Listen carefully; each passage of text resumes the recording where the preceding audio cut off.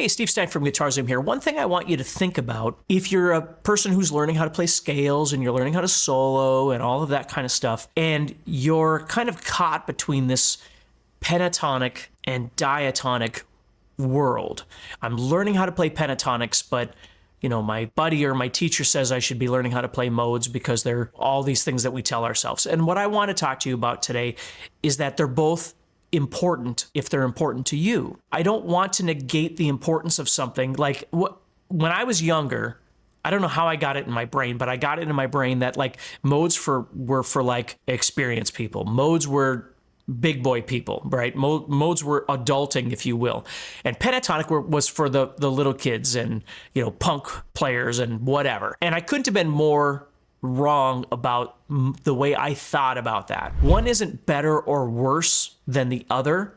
It just depends on what you're using them for and how comfortable you are with being able to make that work. Just because you're adding more notes to a scale, which is what diatonic is, doesn't necessarily make it better. It's just that relies on your skill and what you're doing.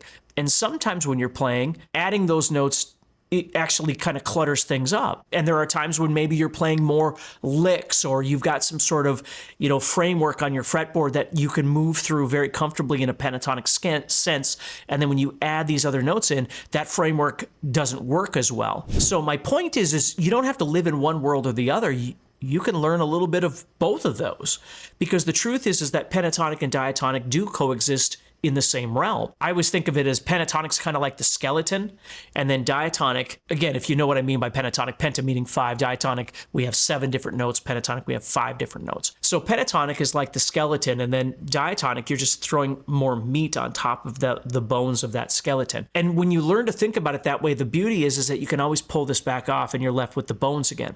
So you can move back and forth between those as needed, depending on the song, the musical situation, whatever it is that you find yourself in, whether you need a little bit more of the bones or you need a little bit more of that meat. And the reason I'm telling you this is because when we learn these things, sometimes what we do is we make this complete separation, like this is the pentatonic world and we're learning these. And now I want to start learning, the major scale, do, re, mi, fa, sol, la, ti, do, or the natural minor scale, or modes, or whatever that is. We think of that as a completely different conversation. And the reality is that you can actually learn how to move into the diatonic realm from the pentatonic realm using what I refer to as pentatonic expansions. Now, there's probably a host of different ways you could think about this, but I've always taught it ever since I was a kid as pentatonic expansions. I started teaching when I was 17, and it always seemed like it made more sense in the mind of the student moving from the pentatonic realm and simply adding notes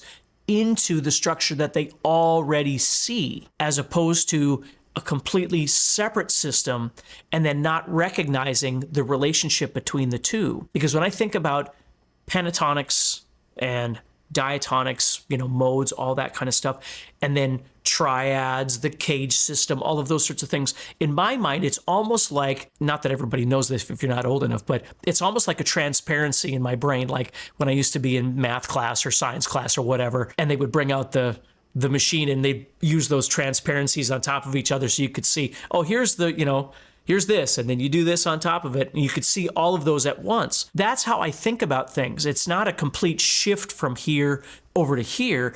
It's simply expansions on top of each other and how they're all interacting together. That's what I want you to think about a little bit. So again, if this is something that you've never thought about before, I'd like you to give it some consideration, see if that makes sense in your brain. And if you want to learn more about this kind of thing, do me a favor, reach out to GuitarZoom. You could do a search for GuitarZoom Academy. In the Academy, this is what we teach you and work with you over the course of time, is how to do these sorts of things. We find where your flaws are, where your struggles are. We figure out what your goals are, and we put all of that together and create a plan for you and work with you and get you to where you want to go. So anyway, take care, stay positive, and I'll talk to you soon, okay?